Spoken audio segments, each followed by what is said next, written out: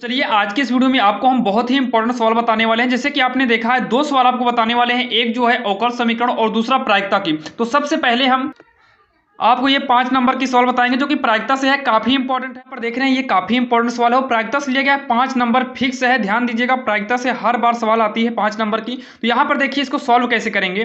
तो सबसे पहले दिया क्या है, एक विद्यालय में 500 विद्यार्थी हैं, जिनमें से 230 लड़के हैं। यह ज्ञात है कि 20% लड़के हैं, कक्षा 12 में पढ़ते हैं। यानी कि जो है देखिए स्कूल है, स्कूल में 500 विद्यार्थी हैं, जिसमें से 230 लड़के हैं। तो लड़कियों की संख्या निकालने के लिए आप माइनस कर लीजिएगा। तो 500 में 230 घटा देंगे तो लड़कियों की संख्या निकल आएगा।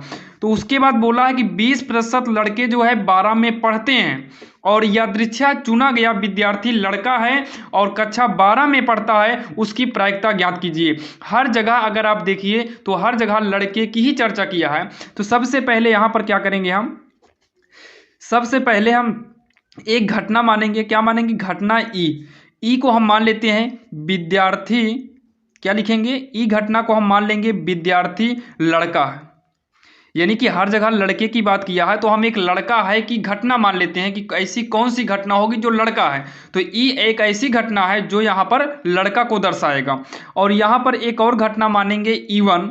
क्या मानेंगे? वह लड़का, मतलब लड़का भी है और वह 12 में पढ़ता है, तो वह लड़का कक्षा 12 का विद्यार्थी हो। ये घटना आपकी हो गई ई1। इतना हो गया। अब उसके बाद कुल कितने विद्यार्थी हैं ये देख लेते हैं। तो कुल विद्यार्थी यानी कि एनएस बराबर कितना है? 500 विद्यार्थी हैं। कितने विद्यार्थी हैं? 500 विद्यार्थी। और इन 500 विद्यार्थियों में कुल लड़के कितने हैं? तो कुल लड़के, कुल का मतलब नंबर यानी कि संख्या दर्शा रहा है। तो यन विद्यार्थी को, लड़के को हम क्या माने हैं? यहाँ पर देख सकते हैं लड़का को हम ई माने हैं। तो यन ई बराबर कितने लड़के हैं? 230 हैं। कितने हैं? 230 हैं। इतना आपके समझ में आया होगा। अब उसके बाद 230 में से 20% लड़के ही जो है आपके पढ़ रहे हैं 12 में। तो यहाँ पर लिखेंगे कुल लड़के जो कक्षा 12 में, कुल लड़के जो कक्षा 12 में पढ़ते हैं। तो यहाँ पर देखिए कक्षा 12 के भी होने चाहिए और लड़का भी होना चाहिए। ऐसी 20% की घटनाएं हैं, लेकिन माने क्या है? ई1। तो यहाँ पर करेंगे ई1 यानी कि यन ई1। टोटल कितने हैं? 230 लड़के हैं। 230 का 20% ही पढ़ते हैं। तो इसको सॉल्व करेंगे। 230 का माने गुणा होगा 20% का मतलब 100। 2 जीरो से 2 जीरो काटेंगे और यहाँ पर कितना आ जाएगा? 46 आ जाएगा। यहाँ तक समझ में आ गया। अब हम निकालेंगे यन ई1, यानी कि लड़का भी हो और 12 में पढ़ता भी हो। ऐसे कंडीशन में कितने आ गया? 46 आ गया। तो यहाँ पर कितना करेंगे? 46, यानी कि लड़का भी है और 12 में पढ़ता भी है। अब उसके बाद हमें प्रायिकता किसकी निकालनी है? देखिए यह यादृच्छा चुना गया विद्यार्थी लड़का है और कक्षा 12 में पढ़ता है, उसकी प्रायिकता बताना है।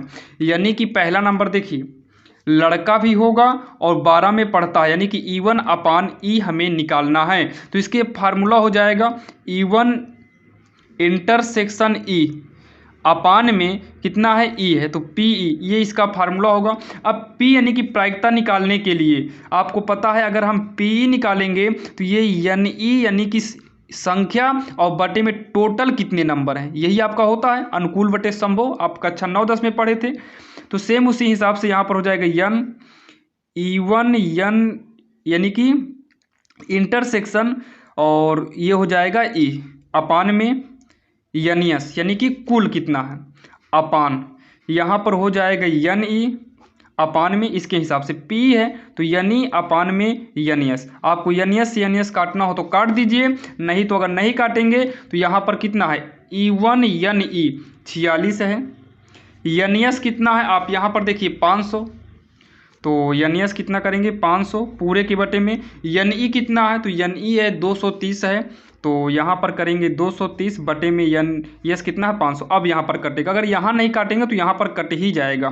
तो 46 बटे का 230 आएगा, काट दीजिए 23 दूनी 46, 23 दहमा 210, तो 2 का नम 2, 2 पंचे 10, यानी कि इसका जो आंसर आएगा वो 1/5 आएगा। यही इसका आंसर हो जाएगा। अगर आपको पॉइंट में चेंज करना है तो 0.2 हो जाएगा, तो आप 1/5 को ही आंसर कर दीजिएगा, कोई दिक्कत नहीं, और इसका यही जो है आंसर हो जाएगा। तो चलिए ये हो गया आपका जो है प्रायिकता की सवाल। एक सवाल और हम देख लेते हैं जो कि काफ़ी इंपॉर्टेंट है और पूरे 5 नंबर की बोर्ड एग्जाम में आती है। आप इन 2 सवालों को पढ़ लीजिए। इन 2 सवालों की मॉडल की सवाल हर बार बोर्ड एग्जाम में आई है, आपका 10 नंबर कहीं पर भी नहीं जाने वाला है। तो चलिए देखते हैं सवाल नंबर, वो पहली वाली, ये दूसरी थी, हमने पहले दूसरी ही बताया, अब हम आपको बताएंगे पहली नंबर सवाल, जो कि पहली सवाल अवकल समीकरण से लिया गया है। ये भी काफ़ी इंपॉर्टेंट है सवाल, ये काफ़ी इंपॉर्टेंट है। देखिए इसको सॉल्व कैसे करना है।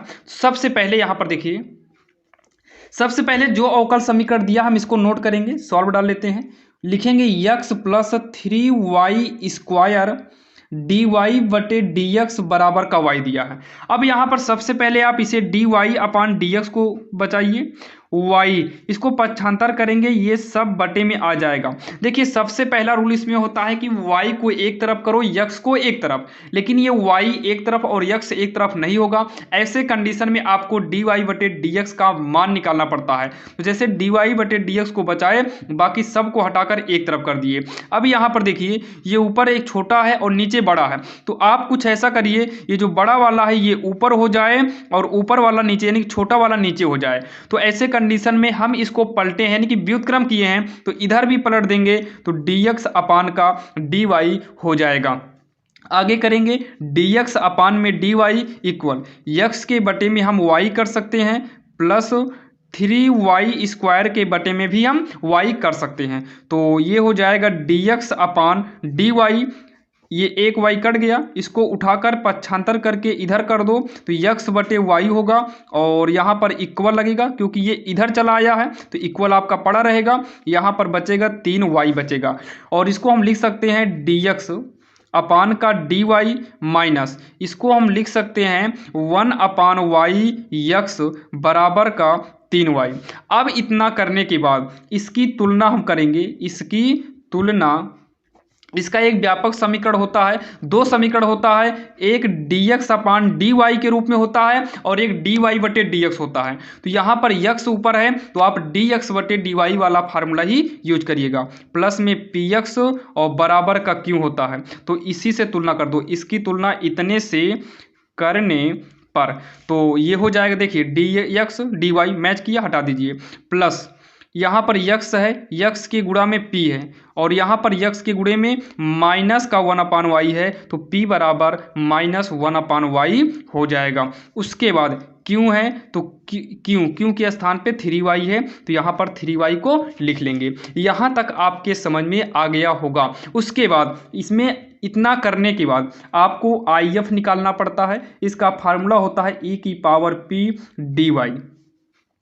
तो हो जाएगा e इंटीग्रल में p के स्थान पर हम लिखेंगे -1/y dy, तो ये हो जाएगा e माइनस, आप बाहर निकालेंगे तो 1/y dy का जो समाकलन है ये log y हो जाएगा। उसके बाद जो है e log, ये माइनस ऊपर आ जाएगा, यानी कि y की पावर में आ जाएगा।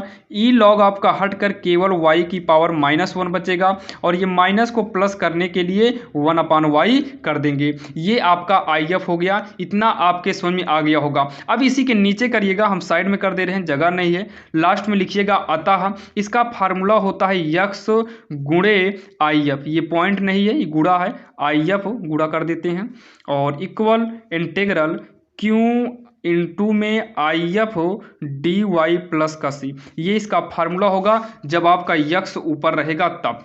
जैसे यहाँ पर है ना, x ऊपर है, अगर y ऊपर रहता तो यहाँ पर y गुणे IF करते और यहाँ x करते प्लस का c करते। तो ध्यान दीजिए, उसमें भी यानी कि उस मॉडल की सवाल भी आपको हम बताए हैं, जाकर देख लीजिएगा। बाकी अभी यही वाली देखिए, ये भी काफ़ी इंपॉर्टेंट है, कभी कभी x वाला ही दे देता है।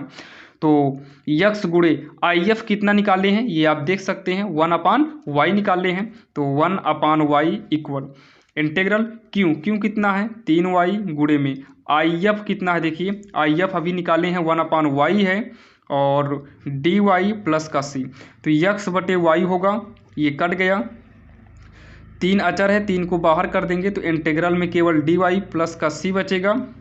तो यक्स बटे वाई बराबर 3, इंटीग्रल में कुछ भी नहीं है तो यहाँ 1 मानेंगे, 1 का समाकलन यक्स होता है तो वाई के सापेक्ष है तो वाई होगा प्लस का सी, और इसको अब क्या करेंगे तिरछा गुणा कर देंगे तो यक्स बराबर वाई का गुणा करेंगे 3y² प्लस में वाई का सी में करेंगे तो cy, यानी कि इसका जो फाइनल आंसर आएगा वो यक्स बराबर 3y² प्लस में cy आएगा, और यही इसका फाइनल आंसर हो जाएगा, जो कि काफ़ी आसान था और आपके समझ में आ गया होगा। तो ध्यान दीजिएगा, ये दोनों सवाल को आप अच्छे से पढ़ लीजिएगा, एक आध बार प्रैक्टिस कर लीजिएगा, इस मॉडल की कोई और भी सवाल पढ़ लीजिएगा, क्योंकि ये सवाल बोर्ड एग्जाम में 100% आएगी। और ऐसे ही इंपॉर्टेंट क्वेश्चन के लिए हमारे इस चैनल पर बने रहिए। हम जब भी जितने भी इंपॉर्टेंट क्वेश्चन है वो सब का सब अपलोड करेंगे, और जब वीडियो हम बनाते हैं तो सोच समझ कर बनाते हैं। हम कॉपियों में देखते हैं कि कौन सी सवाल आपके लिए इंपॉर्टेंट है और बोर्ड में आएगी। ध्यान दीजिएगा, अगली बार हमने वीडियो जब डाला था, ज़्यादा वीडियो नहीं डाले थे, लेकिन फिर भी बच्चों का जो है अच्छा खासा नंबर बना था, जो कि 94 नंबर बना था, जो कि हम ज़्यादा नहीं केवल 1.5 महीने ही वीडियो ज़्यादातर बनाए थे इंपॉर्टेंट क्वेश्चन का। तो इस बार आपको वीडियो पहले से मिल रहा है, आप पहले से जुड़े हैं, तो कोशिश करिए अगली बार अगर 94 नंबर तक आया था तो इस बार कोशिश होनी चाहिए कि आपका 98 यानी कि 95 के ऊपर जाना ही चाहिए। तो चलिए मिलते हैं किसी अन्य वीडियो में, आप कोशिश करिएगा परसेंटेज अच्छा से अच्छा बनाने का। तो चलिए मिलेंगे किसी अन्य वीडियो में, तब तक के लिए जय हिंद।